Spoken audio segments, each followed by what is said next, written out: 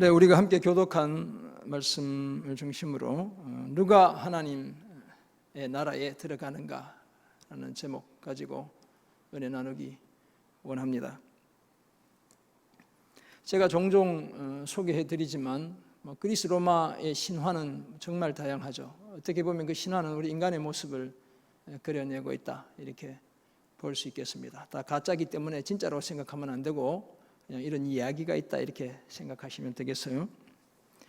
그리스 로마 신화에 하늘을 날다가 추락한 인물이 등장합니다. 그 인물의 이름은 이카로스입니다. 영어로는 이카로스라고 하는데 그리그를 읽으면 그냥 이카로스예요. 아테네의 전설적인 장인이었던, 아테네는 우리 성경에 나오는 아덴을 가리키는 겁니다. 그곳에 아주 뛰어난 장인이었던 이카로스라는 인물의 아버지가 다이달로스인데, 이 다이달로스는 미노스라는 왕에 의해 크레타, 성경에 나오는 그레데 섬의 라비린토스, 이것은 이제 미궁의 이름인데요. 그 라비린토스라는 자신이 만든 미궁에 갇혀 지내는 신세가 되었습니다. 왜냐하면 그곳에 갇혀 있던 소의 머리를 한 괴물 미노타우로스를 아테네 출신의 영웅 테세우스가 죽이고 그곳을 탈출했기 때문이었습니다. 그러니까 아무도 탈출하지 못하게 미궁으로 만들었는데 테세우스가 등장해서 그곳에 있던 미노타우로스를 죽이고 탈출하게 되었죠. 그런 일이 가능했던 이유는 이 미궁의 설계자인 다이달로스가 테세우스를 흠모하던 미노스라는 왕의 딸에게 그 방법을 알려주었죠. 이 딸이 테세우스에게 그 방법을 알려주고 함께 탈출하게 되었던 겁니다. 이 일로 인해 다이달로스는 왕의 노여움을 사게 됩니다. 그리고 아들 이카로스와 함께 그 미궁에, 자기가 만든 미궁에 이제 자신이 갇히는 신세가 되고 말았습니다. 그러던 중 다이달로스는 이 크레타를 탈출하기로 결심합니다. 새의 날개에 깃털을 모아 실로 엮습니다. 밀랍을 발라 드디어 하늘을 날 수 있는 날개를 만들게 되죠. 다이달로스는 아들 이카로스에게도 날개를 달아주며 비행 연습을 시키고 함께 탈출할 계획을 세웠습니다. 그는 아들에게 이렇게 말했죠. 너무 높이 날면 태양의 열에 의해 밀랍이 녹으니 너무 높이 날지 말고 너무 낮게 날면 바다의 그 물기, 습기에 의해 날개가 무거워지니 항상 하늘과 바다 중간만 날아라. 이렇게 단단히 주의를 주었습니다. 마침내 날개를 단 다이달로스와 이카로스는 하늘을 높이 날아올랐습니다. 하지만 이카로스는 자유롭게 훨훨 날게 되자 너무 높이 날고 말았습니다. 어떻게 되겠을까요? 당연히 태양의 뜨거운 열에 의해 깃털을 붙였던 밀랍이 녹게 되었습니다. 날개를 잃은 이카로스는 그만 그 바다는 지중해인데 지중해에 추락해 죽고 말았죠. 아버지의 도움으로 미궁을 벗어나 크레타를 탈출할 수는 있었지만 한껏 자기 기분에 취했던 이카로스는 얼마 가지 못해 그 바다에 추락했습니다. 더 높이 훨훨 날아오르려다 오히려 더 깊은 곳으로 추락했습니다. 과욕, 오만이 빚어낸 비극이었습니다. 그런데 우리 성도들이 들어가는 하나님의 나라도 마찬가지입니다. 하나님의 나라는 하늘을 날 수 있는 날개를 달았다고 해서 내 마음대로 갈 수 있는 그런 곳이 아닙니다. 과욕을 부리며 오만한 마음으로 그저 자기 기분에 취해 날아가다간 추락하기 십상이죠. 이카로스처럼 헤어나올 수 없는 더 깊은 심연 속으로 빠져들 수 있습니다.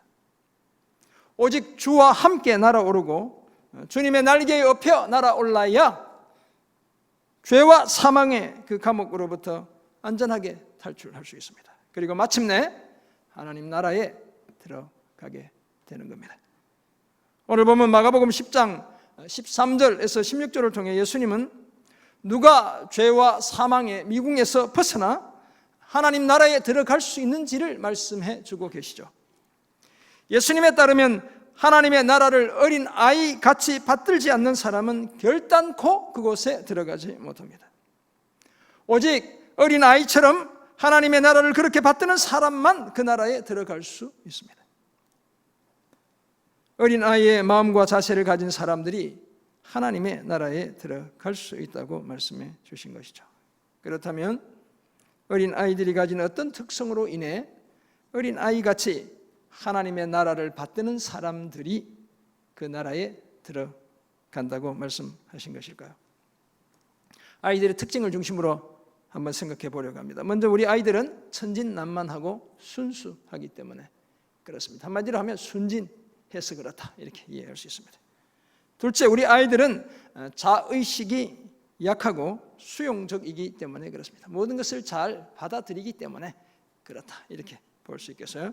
그리고 끝으로 겸손하고 의존적이기 때문에 그렇습니다. 늘 의지하는 자세를 가지고 있기 때문이다, 이렇게 이해하시면 되겠습니다. 이 세 가지를 중심으로 함께 말씀 은혜 나누기 원합니다.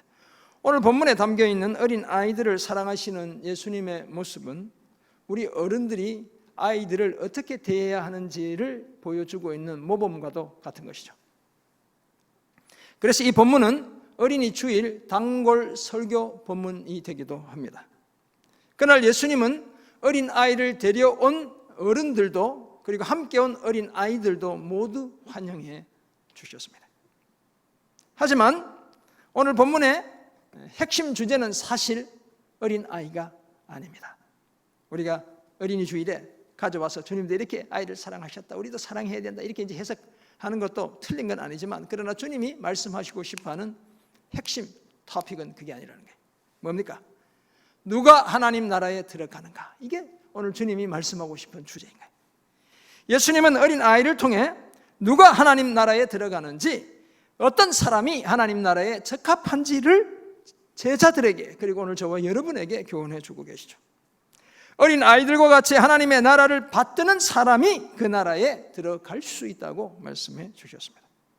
그렇다면 어린 아이들과 같은 사람이 하나님 나라에 들어갈 수 있는 이유, 합당한 이유는 과연 무엇이겠습니까? 먼저 우리 아이들은 천진난만하고 순수하기 때문에 그렇습니다. 순진하기 때문이다, 이렇게 이해할 수 있습니다. 오늘 본문 13절에 따르면 사람들이 예수님이 만져주심을 바라고 어린아이들을 데리고 오자 제자들이 꾸짖죠. 그렇게 되어 있죠. 사람들이 예수께서 만져주심을 바라고 어린아이들을 데리고 오매 제자들이 꾸짖거늘. 에피티마오인데 베드로가 예수님을 꾸짖을 때 그 단어가 여기도 사용되고 있어요. 제자들은 꾸짖기를 잘하는 모양이야. 이렇게 사람들을 꾸짖어요. 뭐 이렇게 아이들을 꾸짖었을 수도 있고, 아이를 데려온 사람을 꾸짖었을 수도 있고, 모두를 꾸짖었을 가능성도 있어요. 만져주심을 바랐다는 것은 축복해 주시거나 치료해 주시기를 바랐다는 뜻입니다. 그런데 그런 저들, 그럼 얼마나 마음이 가난한 상태로 주님 앞에 왔겠어요? 근데 꾸짖었죠. 제자들의 이런 태도는 소위 애들은 가라, 이렇게 어른들 그렇게 얘기하잖아요. 애들은 가, 이렇게 얘기하잖아요. 그런 식의 문화, 어린 아이들을 하찮게 여기는 문화의 영향 때문이죠. 아이들을 소란스럽고 주의를 산만하게 하는 그런 존재로만 여기고 있습니다. 여기가 어느 안전인 줄 알고 애들을 데리고 왔어, 뭐 예를 들면 이런 태도라고 하겠습니다. 제자들 나름대로 뭐 이럴 만한 이유가 있었겠죠. 왜냐하면 예수님이 얼마나 바쁘신 분이에요. 하셔야 할 더 중요한 일이 있다고 생각했을 겁니다. 아마 애들 말고 만나야 할 더 중요한 인물들이 있다고 생각했을 거예요. 하지만 이런 제자들의 마음은 사실 따지고 보면 순진한 마음이 아니죠. 순수한 마음이 아닙니다. 세상적이었죠. 계산적이었습니다. 그래서 제자들의 이런 모습을 보시고서 예수님이 노하셨습니다. 엄청 화를 내셨다는 거예요. 그리고는 이러시기를, 어린 아이들이 내게 오는 것을 용납하고 허락하고 금하지 말라. 하나님의 나라는 이런 자의 것이니라 라고 하셨어요. 하나님의 나라가 어린 아이들과 같은 마음을 가진 사람들에게 속한 것이라고 주님이 얘기하셨죠. 아마도 예수님의 이런 말씀에 제자들이 다소 당황해 했을 것 같습니다. 제가 설교 준비하면서 그런 생각이 들어요. 제자들이 조금은 놀랐을 것 같다. 왜냐하면 저들은 하나님의 나라를 어른들의 세상으로 여기고만 있었죠. 아이들의 세상이 아니라 어른들의 세상으로 여기고 있었기 때문이죠. 그런 저들에게 예수님이 계속 말씀하시죠. 내가 진실로 너희에게 이르노니, 예수님이 제자들이 조금 이렇게 어안이 벙벙해 하니까 내가 진실로, 아멘이라는 단어를 쓰고 있죠. 내가 진실로 너희에게 이르노니 누구든지 하나님의 나라를 어린 아이와 같이 받들지 않는 자는 뭐라고 되어 있죠? 결단코 그곳에 들어가지 못하리라. 주님이 그렇게 말씀하셨어요. 하나님의 나라를 어린 아이처럼 받아들이지 않으면 절대로 죽었다 깨나도 그곳에 들어갈 수 없다. 주님이 이렇게 얘기하신 거예요. 그리고는 어린 아이들을 안으시곤 그들의 머리 위에 안수하시며 축복까지 해주셨죠. 여기서 하나님의 나라를 받든다, 우리가 받든다고 하면 이렇게 높이 추앙하고 이런 걸 이야기하는데 그건 아니고, 원어의 의미를 보면 받아들인다, receive하고 accept하고 수용하고 이걸 이야기하는 거예요. 하나님의 나라를 받아들이는 것을 이야기하는 겁니다. 어린아이처럼 받아들인다는 것은 주저함이나 망설임 없이 기꺼이 받아들이는 것을 의미하죠. 하나님의 나라의 존재를 인정하고 있을까 없을까 이런 고민하지 않고 그냥 존재를 그대로 인정하고 덥석 받아들이는 것 뜻합니다. 그 나라에 대해 심각하고 복잡하게 생각하지 않습니다. 그 나라를 주시기 때문에 그저 받을 뿐인 것이죠. 예수님은 아이들처럼 이런 천진난만하고 순수한 태도를 가져야, 주시면 받아야 하나님 나라에 들어갈 수 있다고 말씀하셨어요. 사랑하는 성도 여러분, 물론 어린 아이들이 천진난만하고 순수하다, 순진하다는 것이 아이들이 죄인이 아니라는 뜻은 아니죠. 아이들이 죄가 없다 이런 뜻은 아닙니다. 우리 부모들은 아이들을 키워보면 아이들도 한없이 이기적이라는 사실을 금방 알게 됩니다. 여러분들의 자녀들은 안 그랬을지 모르겠지만 저는 키워보니까 애들도 다 그렇더라고요. 네. 뜻대로 되지 않으면 우리 부모들이 가르쳐 주지도 않았는데 징징거려요. 징징. 애들도 짜증을 내요. 짜증을. 우리가 언제 가르쳐 줬나? 네. 지가 다 알았어요. 마트에 가서 뜻대로 안 되면 어떻게 해요? 애들 바닥에 들어누워.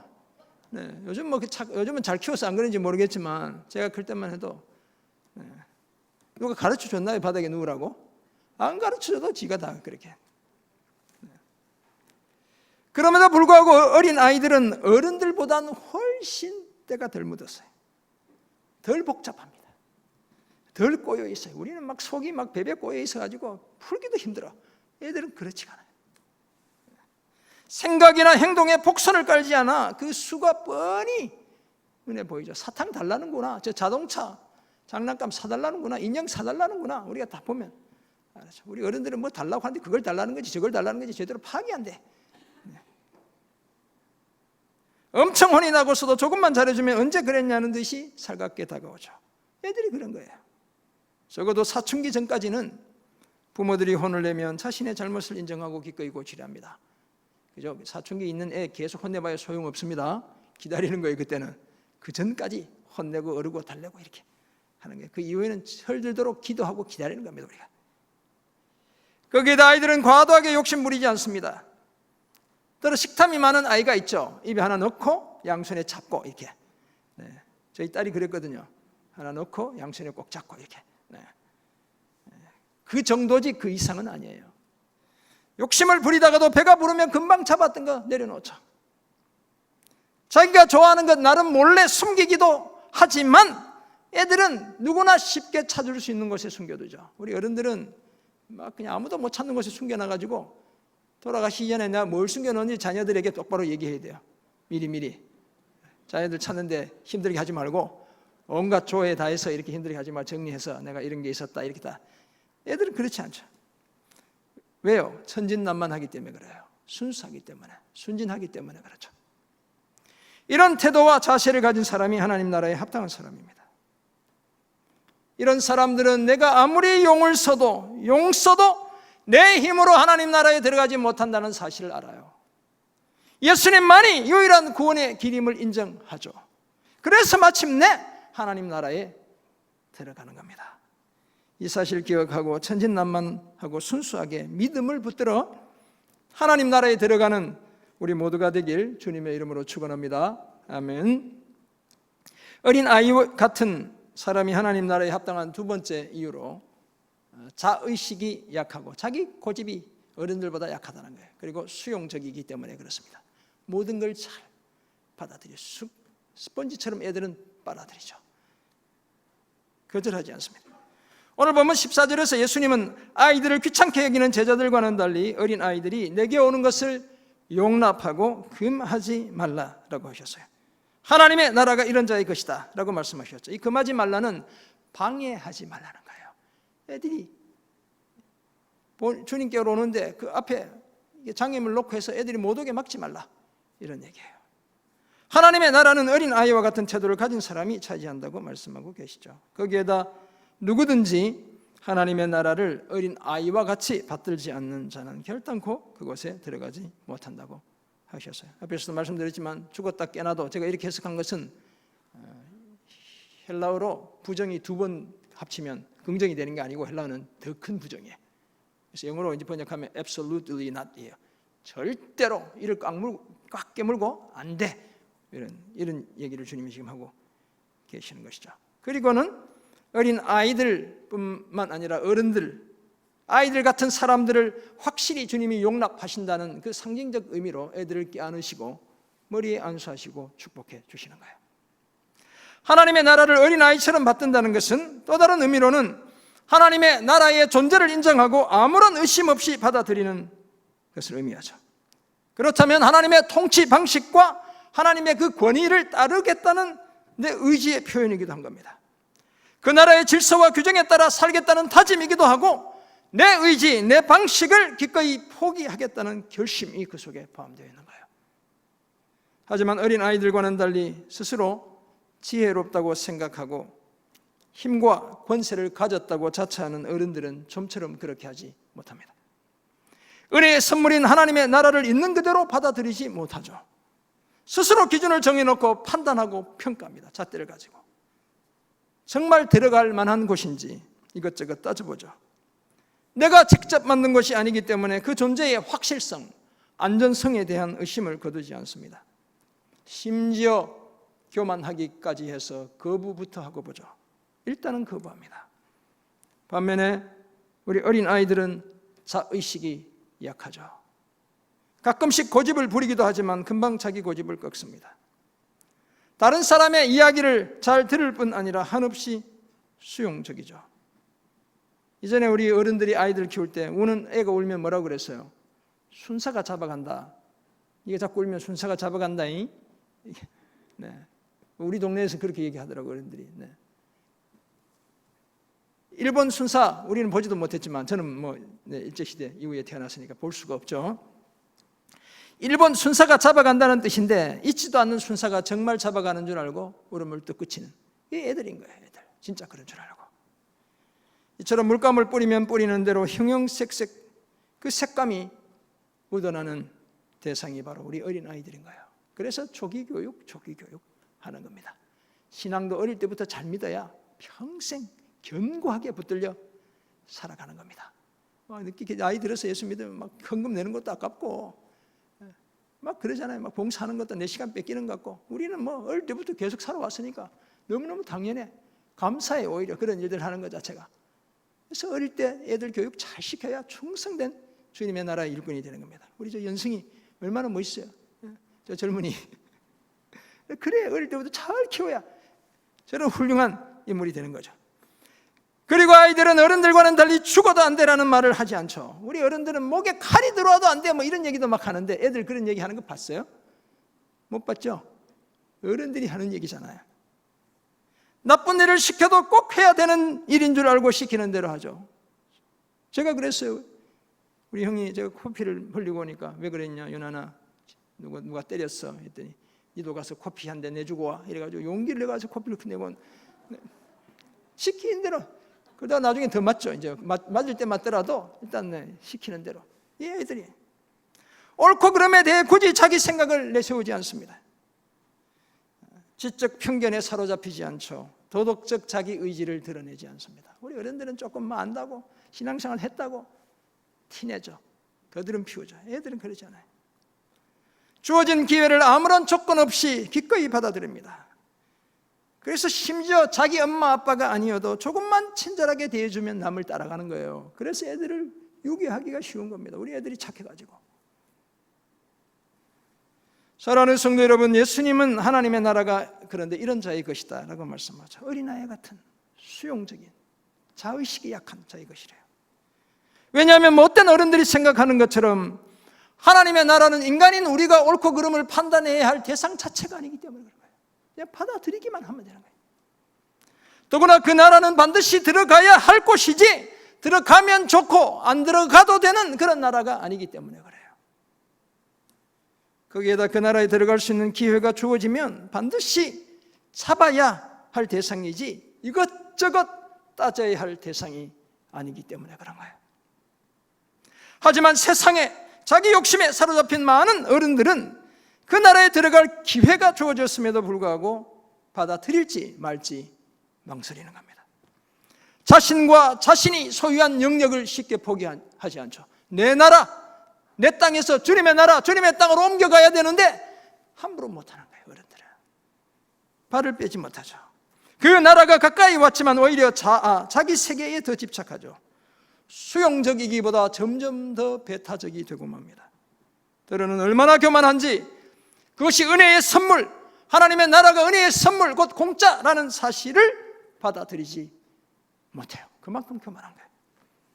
그러므로 하나님 나라에 들어가기 위해서는 우리도 자의식을 누그러뜨리고 그리스도의 복음에 대해 늘 수용적이어야 합니다. 하나님의 말씀을 끝없이 받아들여야 돼요. 은혜와 믿음이라는 두 날개를 달아야지 내 힘과 내 노력이라는 날개를 의지하지 않아야 합니다.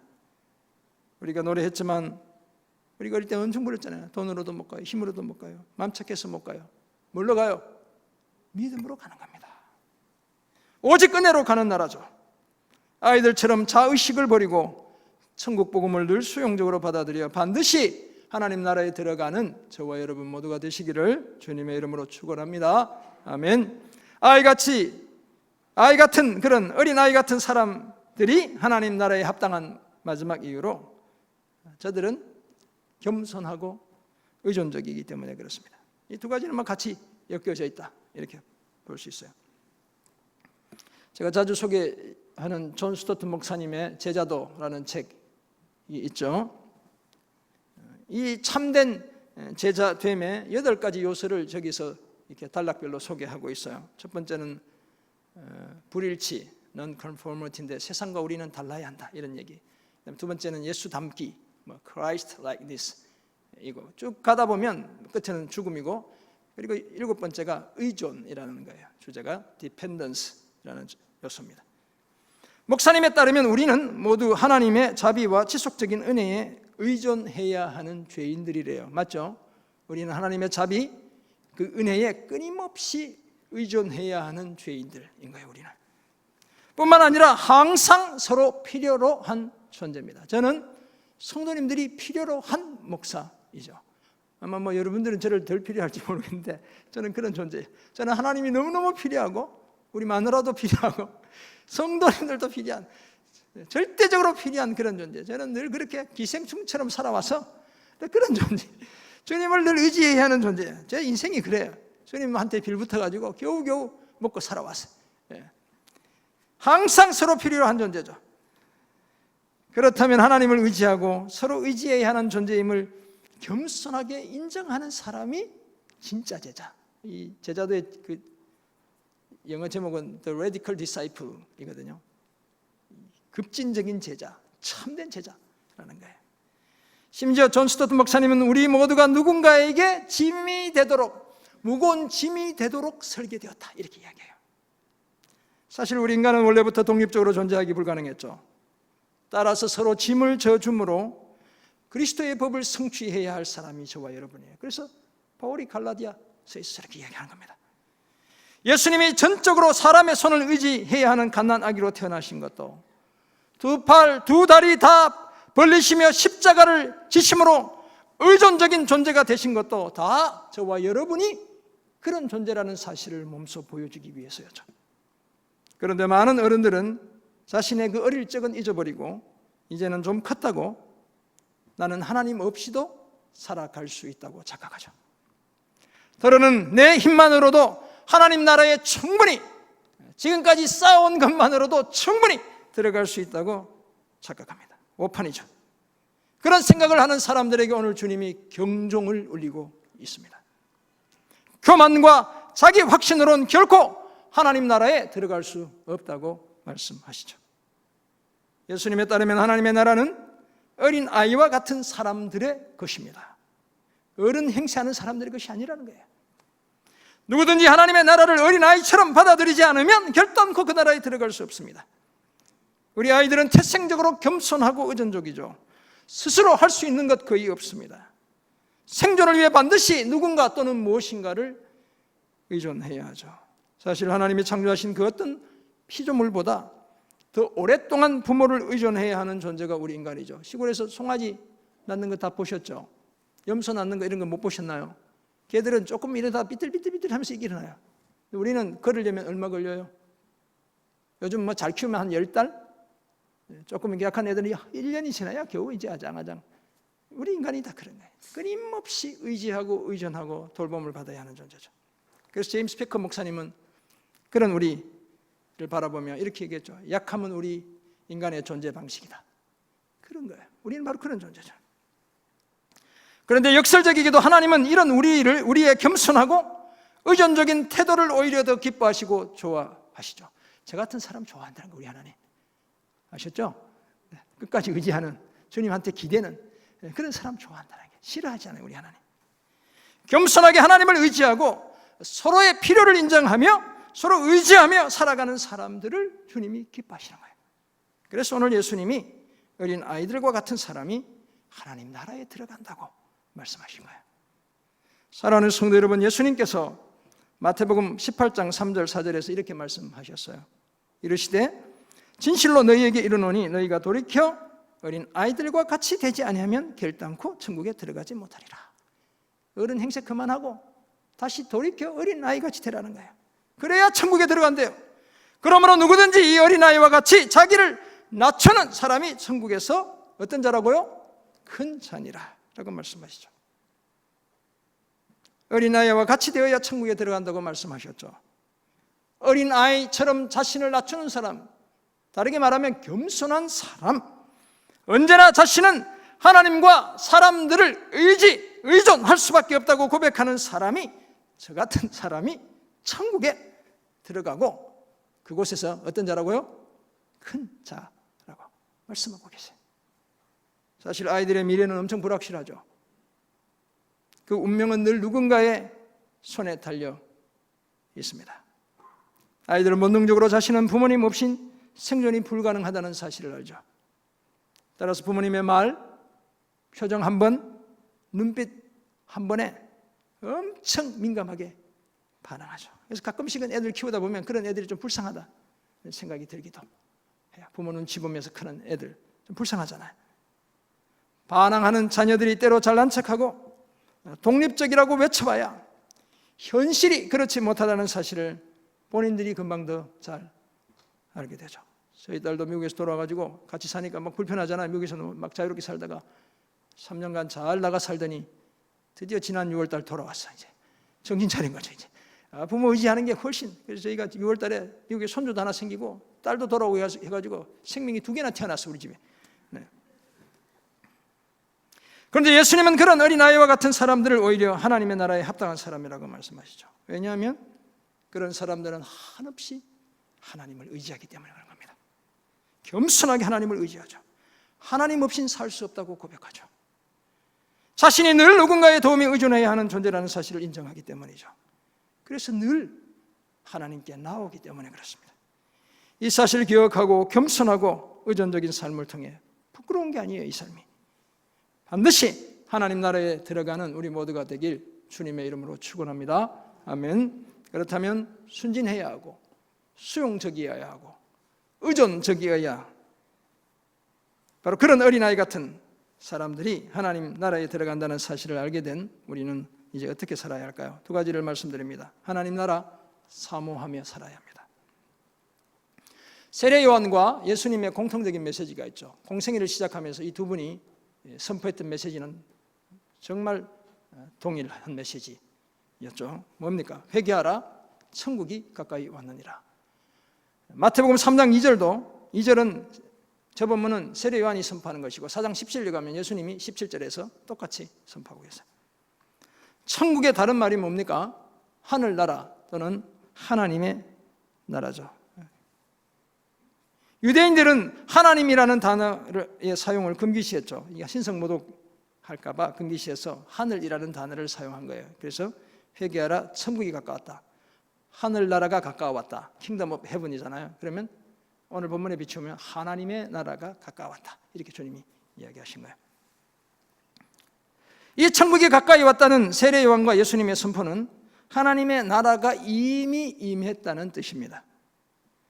뿐만 아니라 우리 예수님이 하나님의 나라라는 의미도 그 속에 담겨 있어요. 하나님의 아들의 통치가 이미 시작되었기 때문에 하나님의 나라는 이미 임한 겁니다. 따라서 우리는 이미 그 하나님의 나라를 경험했고 누리고 있습니다.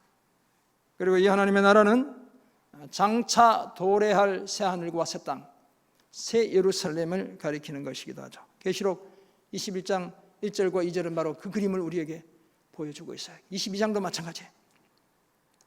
그곳은 죄로 인한 부조리나 부조화가 없는 곳입니다. 하나님의 장막이 사람들과 함께 있기 때문에 하나님이 친히 그들과 함께 계시다고 그러죠. 우리와 함께 계시는 바로 그곳이죠. 모든 눈물을 그 눈에서 닦아주시고 다시는 사망도 애통하는 것도 곡하는 것도 아픈 것도 없는 그런 것이죠. 거기에다 그것은 22장으로 넘어가면 22장 보면 다시는 저주가 없대요. 우리 삶을 불편하게 만드는 그 저주거리, 우리를 힘들게 하는 그 힘겨움들이 그곳엔 없대요. 뿐만 아니라 주 하나님이 빛이 되어 비추시기에 다시는 밤이 없는 것, 우리 인생의 어둠이 다 사라지는 바로 그런 곳이라고 말씀하고 있죠. 저와 여러분이 들어가야 할 하나님의 나라가 이런 곳이죠. 당연히 어린 아이처럼 사모해야 될 줄 믿습니다. 반드시 그 나라에 들어가는 우리 모두가 되길 주님의 이름으로 부탁드립니다. 아멘. 두 번째 적용점, 마음이 가난해야 합니다. 마태복음 5장에 나오는 8가지 복 중에 첫 번째 복이 뭡니까? 심령이 가난한 자는 복이 있나니 무엇이 그들의 것이라고요? 천국이 그들의 것이며.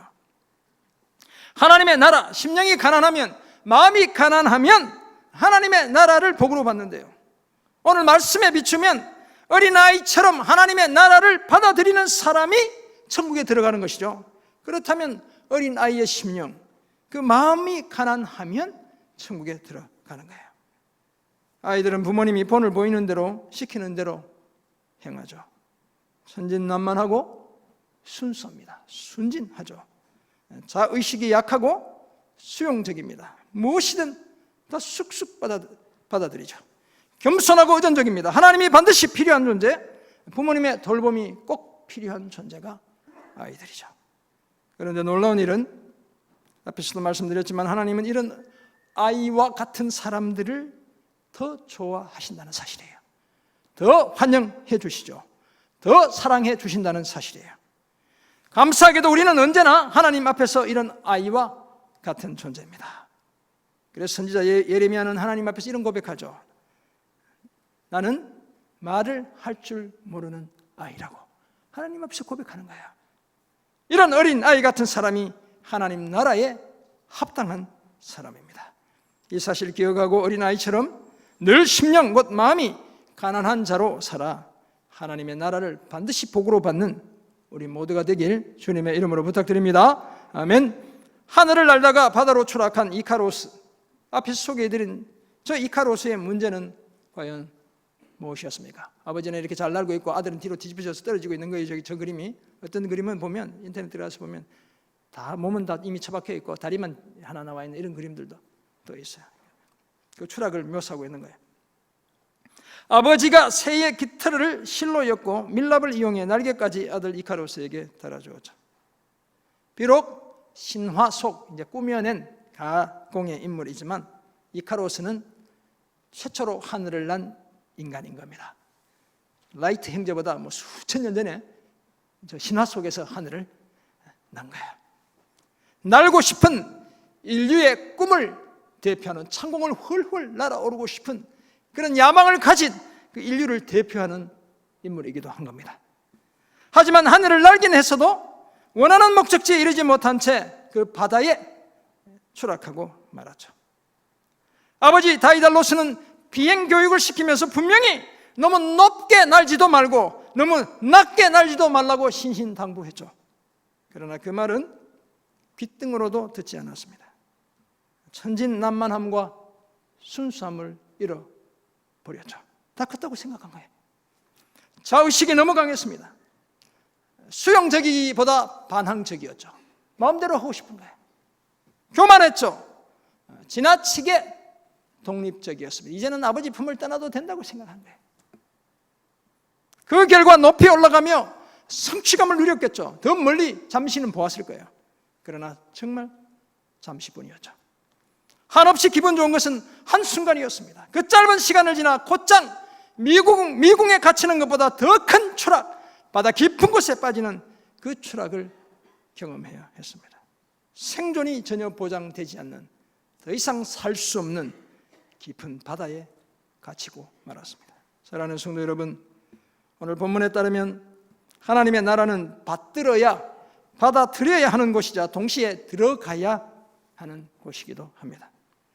이 나라는 하나님께서 은혜로 주시기에 우리가 받기만 하면 되죠. 그리고 결국 이 나라는 우리가 마침내 들어가야 하는 곳이기도 합니다. 그런데 어떻게 들어갈 수 있습니까? 믿음과 순종으로 들어가는 겁니다. 어린아이같이 그 나라를 받아들이면 가능한 거예요.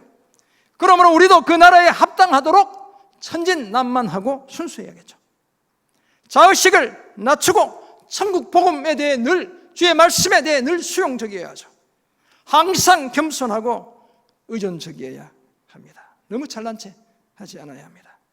하나님을 의지해야 하고 서로에게도 의존적인 존재임을 잊지 않아야 하죠. 이 사실을 기억하고 늘 하나님의 나라 사모하며 살며 어린아이처럼 가난한 마음을 끝까지 지켜가는 그런 저와 여러분 모두가 되시길 간절히 소원합니다. 그래서 이미 선물로 받은 하나님의 나라에 더 확실하게 들어가는, 우리 모두가 그 나라에서 서로 들어왔구나 확인하게 되는 그런 저와 여러분 모두가 되시기를 주님의 이름으로 축원합니다. 아멘. 기도하겠습니다. 하나님 아버지, 주신 말씀 기억합니다.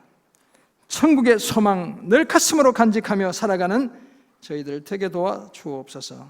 어린 아이 같은 마음과 삶의 자세 유지하게 하옵소서. 순전하게 하시고 늘 주님 말씀에 귀를 열어놓고 살아가게 하시며 끝까지 주님을 의지하는, 주님께 의존하는 삶을 살아내는 저희 모두 되게 하셔서 우리 모두 그 나라에서 우리 주님과 함께 영광의 찬양 부르며 천국에서 살아가는 확실한 존재임을 확인케 되는 은혜와 축복 허락해 주옵소서. 감사드리며 살아계신 예수 그리스도의 이름으로 기도드립니다. 아멘.